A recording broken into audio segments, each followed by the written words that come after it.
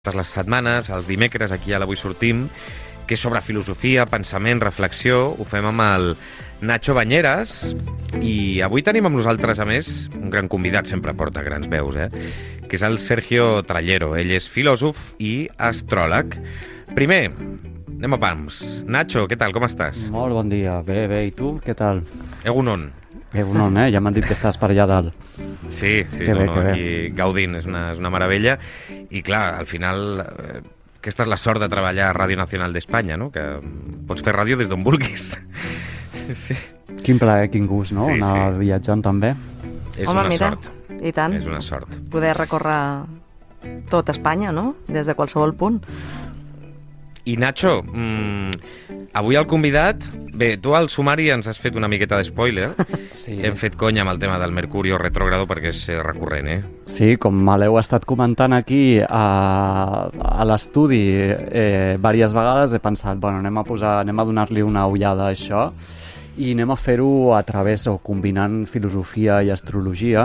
Tot just el nostre convidat, no? És filòsof i astròleg, de fet coordina una plataforma anomenada Astrologia Sacra, ell és el Sergio Trayero, i si et sembla comencem amb una reflexió, amb unes preguntes més genèriques i després anem a preguntar-li això del Mercuri, que potser és el que genera més curiositat d'entrada, ¿no? Sergio, ¿qué tal? Hola, muy buenos días, gracias, estoy encantado de estar aquí. Gracias a ti.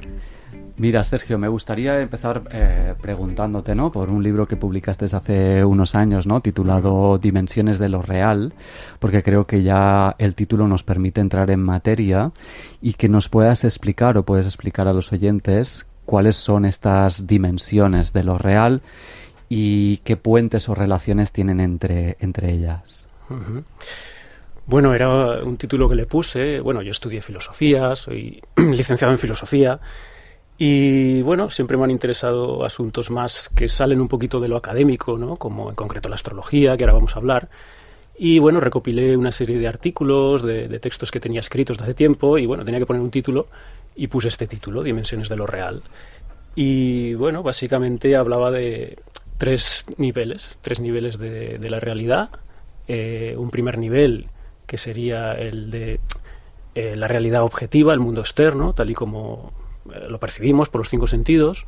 Un segundo nivel que sería lo que es el mundo interno, el mundo subjetivo, la psique, el alma como tal, lo que se ha llamado antiguamente como alma. Y un tercer nivel que sería el puramente espiritual, que ya nos conecta directamente con la trascendencia, ¿no? Entonces, esa fue un poco la idea, recogiendo concepciones antiguas del ser humano que siempre han hablado de una constitución ternaria, ¿no? Que está compuesto por un cuerpo, un alma y un espíritu. Claro, de entrada ya te diría, ¿no?, que esta concepción ternaria del ser humano en nuestro presente, o al menos aquí en Occidente, no está visible como mínimo. O, ¿no? Ambos hemos estudiado en la carrera de filosofía y no sé si a partir de la modernidad o quizás antes incluso esta concepción se olvida, se menosprecia, no sé cómo llamar eso. Sí, hay una deriva, lo que es la filosofía moderna, pues sí que es verdad que, bueno, pues esto es muy conocido, hay una deriva más materialista tal vez, que es la que nos ha conducido al mundo de hoy, individualista también, por supuesto, pero sí que es verdad que se han cortado muchos lazos que había con la antigua espiritualidad, ¿no? Y muchos saberes que antiguamente formaban parte de lo que era la filosofía también y la espiritualidad. Y en la modernidad pues hay una cierta deriva que se olvida eso, ¿no? Sobre todo con la ciencia moderna surge un tipo de ciencia que, bueno, se desliga un poquito, ¿no?, de estas concepciones antiguas, ¿no? ¿Y tiene repercusiones el hecho de que se desligue o el hecho de que la cosmovisión occidental, que ya se ha hecho global, se materialice? ¿Tiene repercusiones? Hombre, tiene muchas repercusiones a nivel existencial incluso, ¿no? De falta de sentido, ¿no? El hombre contemporáneo pues está en una deriva consumista, individualista, todo son modas, todo cada vez se acelera más, pero el sentido profundo de la vida, pues hay un vacío muy grande, ¿no?, que todo el mundo tiene y es precisamente por eso, por esa desconexión, ¿no? ¿Y somos escépticos respecto a los discursos espirituales? Es decir, no solo vivimos en una cultura muy materialista, sino que también tengo la sensación de que vivimos en una cultura muy escéptica, quizás muy crítica, respecto a todo lo que no se adhiera al discurso científico. Sí, este es el tema de lo que se ha dado en llamar el cientificismo, ¿no? Que es crear una especie de dogmatismo o ideología incluso de lo que se pone pues como si fueran las verdades científicas, ¿no? Como si fueran verdades absolutas. Y yo personalmente, y bueno, como filósofo también, y desde el espíritu crítico, pues siempre he sido muy crítico también con este cientificismo, porque precisamente el ser humano, desde estas concepciones tradicionales que han estado en todos pueblos y culturas, pues tiene una dimensión espiritual, ¿no?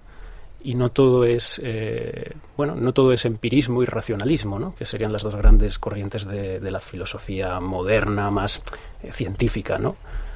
Entonces, para mí, el cientificismo tiene aportes importantes a nivel de tecnología, pero es muy limitado en cuanto a explicar realidades más espirituales.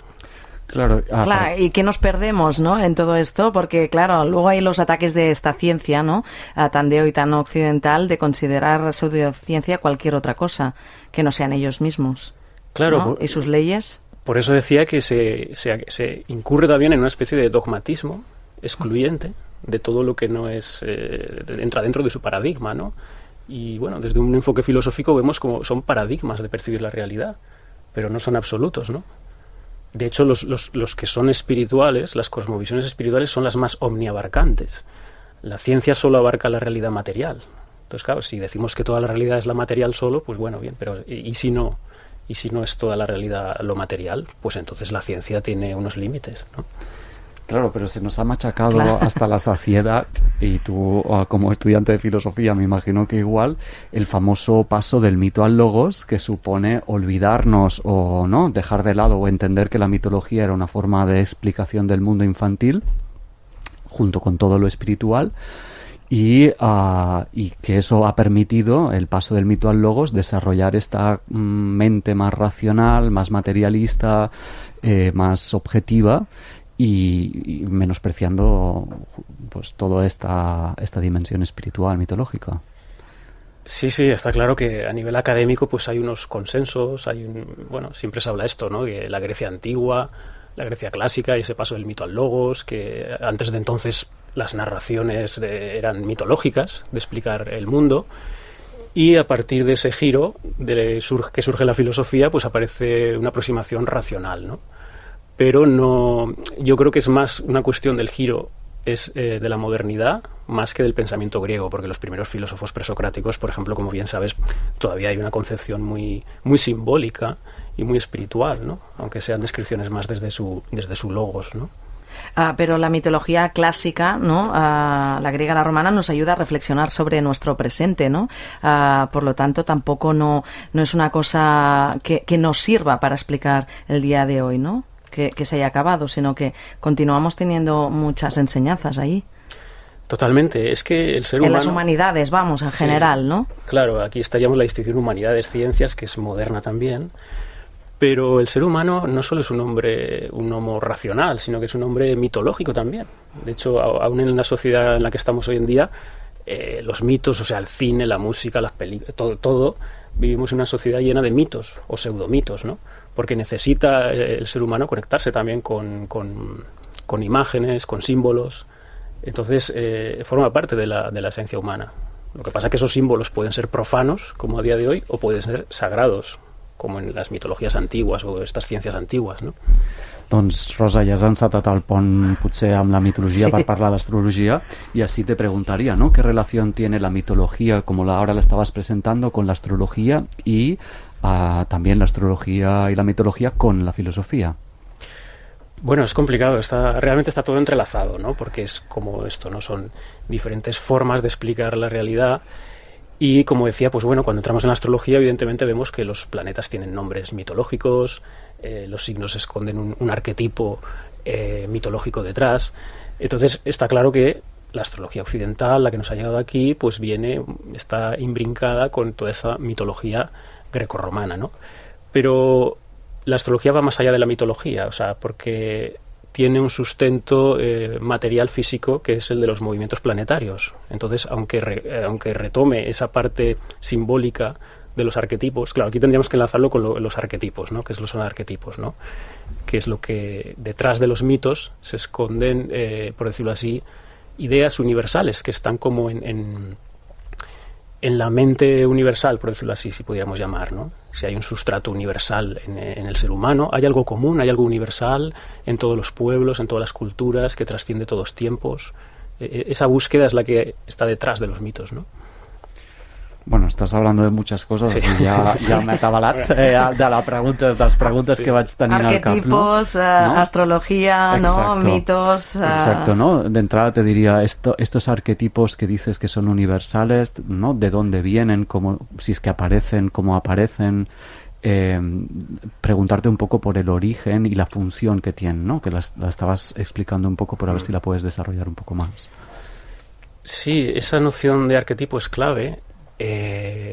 Arquetipo, a ver, etimológicamente significaría pues un prototipo original, una imagen originaria, ¿no? Por decirlo así.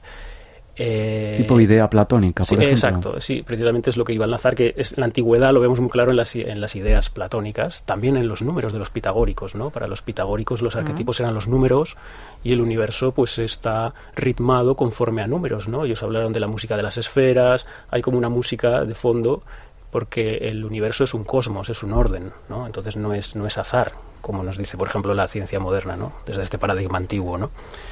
Entonces estos arquetipos son esos principios universales que hacen que se manifieste el cosmos, por decirlo así, ¿no? Y luego de ahí pues toman forma mitológica también, pero en esencia yo los veo más en ese sentido de las ideas de Platón. También es cierto que en el siglo XX el psiquiatra Jung también dio a conocer más este término desde su enfoque más psicológico, hablando del inconsciente colectivo, pero yo lo veo más en el sentido platónico y pitagórico. ¿Sería como la génesis para explicar muchas cosas, estos arquetipos? Sí, sería como, a ver, muchas veces se pone el ejemplo de, por ejemplo, para construir una catedral, primero un arquitecto tiene que idear un plano de esa catedral a nivel abstracto, y luego ya se pasa a la materia, se da forma a la materia conforme a ese plano, ¿no? Entonces, los arquetipos sería como intentar comprender la mente divina, o sea, las ideas que había en la mente divina antes de la creación, por decirlo así, ¿no? Que son las leyes universales también, ¿no? O sea, ya entrando en astrología, podríamos entender que hay una mente divina que va resituando el universo y que a través de eso podemos hacer una lectura simbólica para saber quiénes somos, dónde estamos o cómo estamos. Sí, yo al menos lo veo así desde estos saberes. Esta mente divina, que, bueno, podemos llamarle así, los antiguos le llamaban logos también. Que ¿Es lo mismo que anima mundi? También podríamos llamarle anima mundi. De hecho, está enlazado, es que realmente está todo enlazado, ¿no? Esta anima mundi también es una noción muy importante que viene de la filosofía platónica también, que viene a decir que todo está vivo, ¿no? Que todo tiene un alma, ¿no? La naturaleza, el cosmos, no es algo vacío y muerto, como nos viene a decir también mucha de la ciencia moderna, sino que está dotado de espíritu. Eso sería como un organismo vivo y es orgánico, pero al mismo tiempo hay unos patrones de fondo que son estos arquetipos. O sea, no hay un caos, hay un orden, ¿no? Y ante la gente que mezcla horóscopo y astrología, ¿qué les contarías, Sergio? Para que separaran seguramente estos dos mundos que muchas veces se confunden entre ellos. Bueno, sí, a ver, esto viene de una vulgarización que ha habido, que no se ha salvado nadie en la deriva moderna y posmoderna, que todo acaba mercantilizándose, ¿no? Y, a ver, horóscopo realmente, la palabra a nivel etimológico significa mirar la hora de nacimiento. O sea, que antiguamente no era bueno, simplemente calcular la hora en que ha nacido una persona para calcular la carta, ¿no?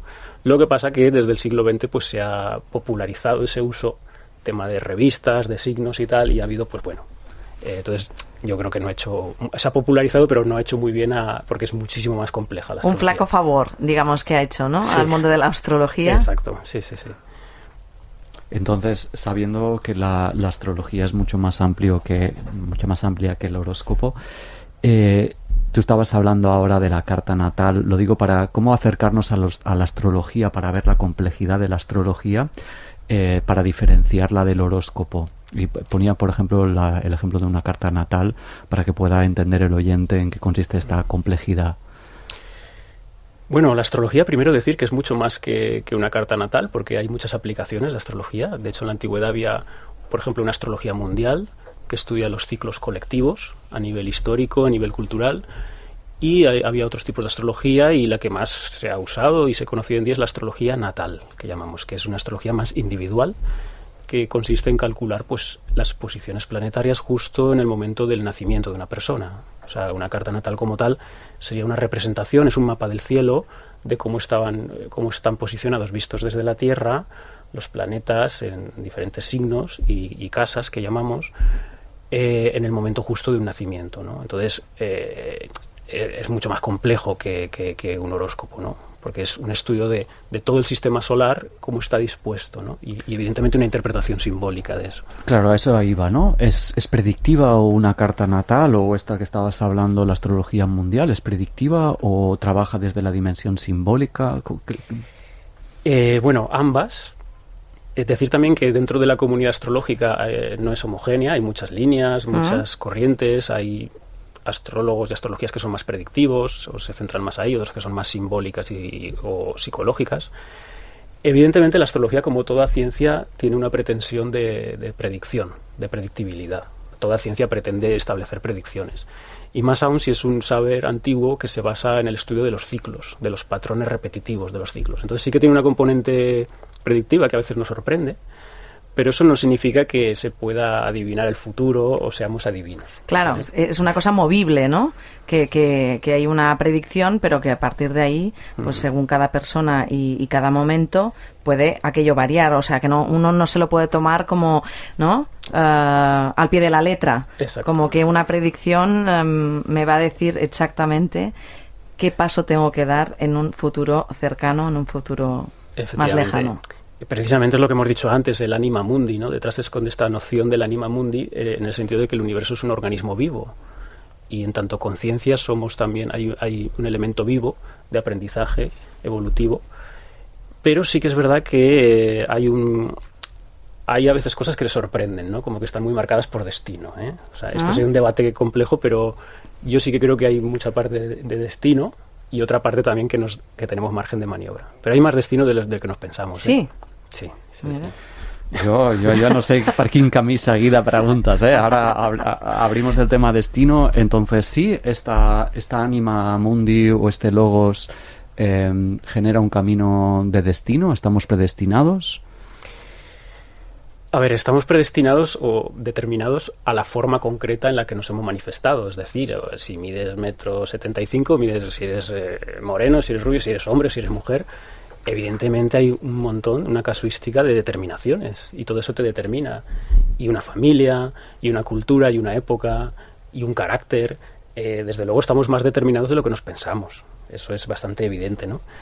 Pero es que además no solo son todas estas condicionantes, sino que a nivel planetario astrológico también corroboramos que hay una cierta determinación en relación a esa carta natal.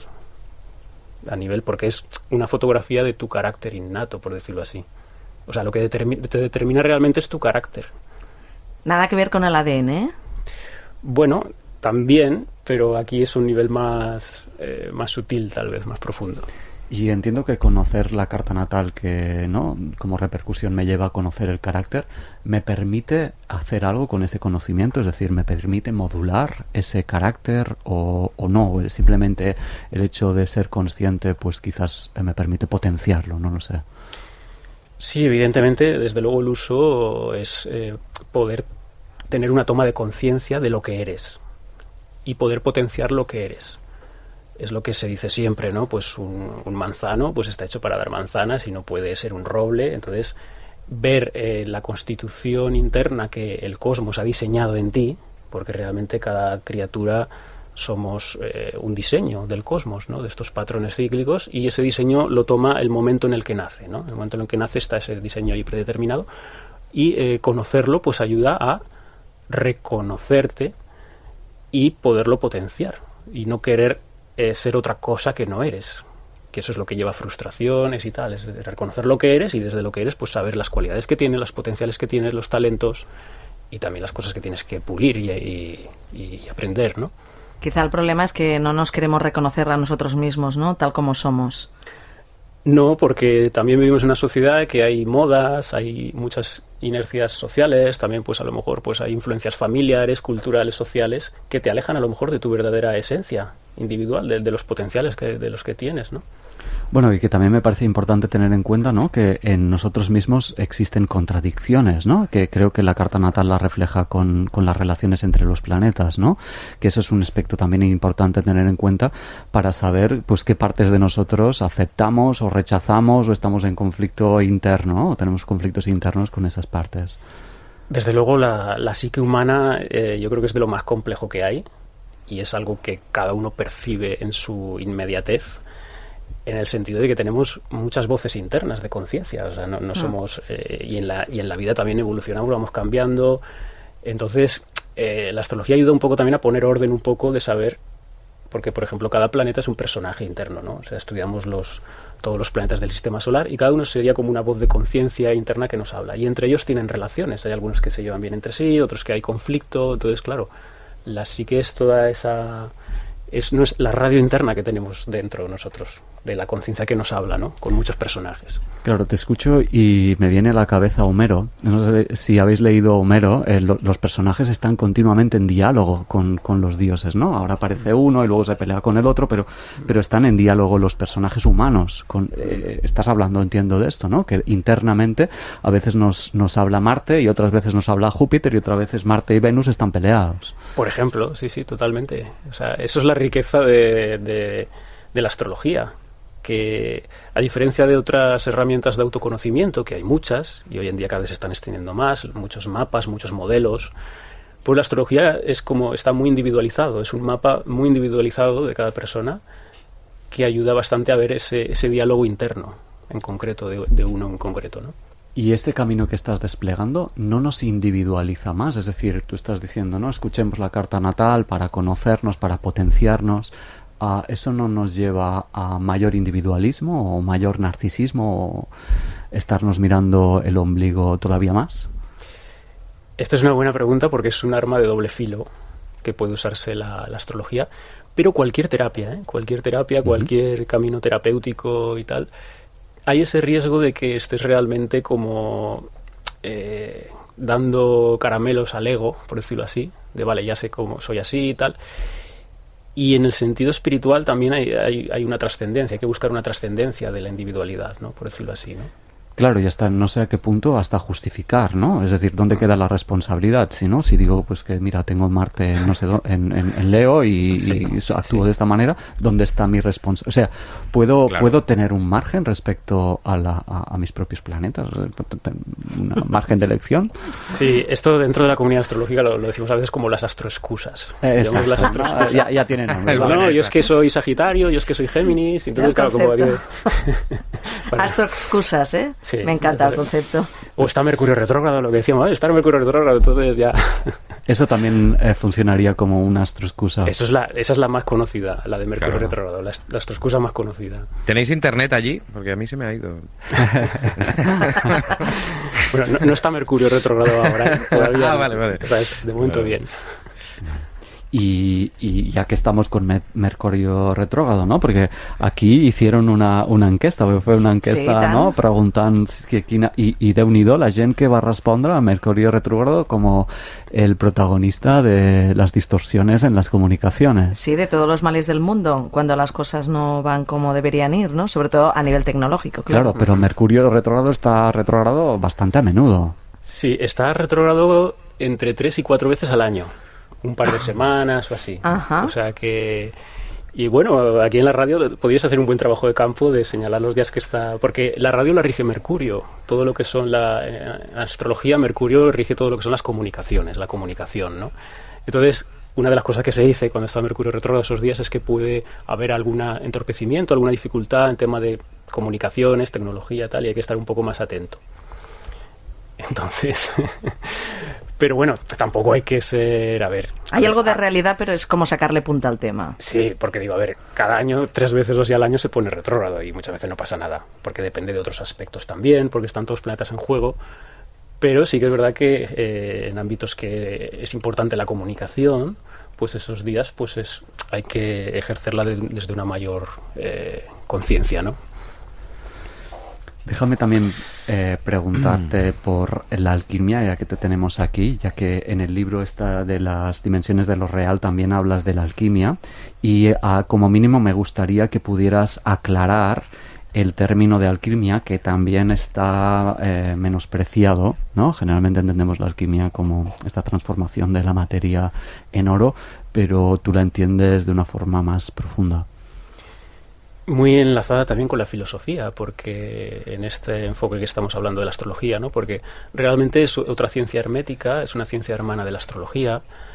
Sí que es verdad que hay un uso más vulgar de, sí, los alquimistas que buscaban el oro, transmutar los metales en oro, y buscaban esa piedra filosofal, ese que también llamada elixir de inmortalidad, ¿no? Que hay parte de verdad, pero tampoco es tan literal. O sea, la alquimia realmente sería la original filosofía natural, porque es el estudio de la naturaleza, de cómo funciona el movimiento de la naturaleza, de los 4 elementos, estudiar cómo funciona ese anima mundi, ¿no?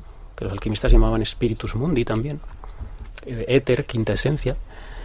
Entonces está muy ligado y de hecho se le llama filosofía hermética a la alquimia, filosofía hermética, y a sus adeptos les llamaban filósofos o artistas, o sea que es la verdadera filosofía antigua, ¿no? Claro, hay en todo su... Ai, perdona, Xavi, que em sembla que vols fer una pregunta. No. Per anar tancant, Vale. Nacho. Vale. Pues una última pregunta. Entiendo que lo que estás hablando es un interés compartido por el conocimiento, ¿no? Que se puede iniciar por diferentes caminos. Llevan todos estos conocimientos, entiendo, al conocimiento de esta anima mundi, de este logos. ¿Ese conocimiento permite contactar con la experiencia de unidad? O porque tú hablas de la no dualidad y entiendo que este conocimiento lleva a esa experiencia o ese conocimiento. Sí, pueden ser caminos, pueden ser vehículos, en el sentido de la realización espiritual. El asunto de la no dualidad es la máxima conexión espiritual, por decirlo así, es que la conciencia perciba que no hay separación entre sujeto y objeto, entre mundo interno y mundo externo. Y ese es el paradigma en el que se sustentan todos estos saberes. Molt bé. Molt bé. Pues nada. Fantàstic. Nacho Bañeras, t'has tornat a superar amb Sergio Trayero. Amb moltes preguntes. Molts dubtes encara, Encara podrían seguir. Pero un placer escucharte, Sergio. Gracias, igualmente, Nacho, y al resto. Y nada, pues a seguir por los astros. Gracias, Sergio. Un abrazo grande.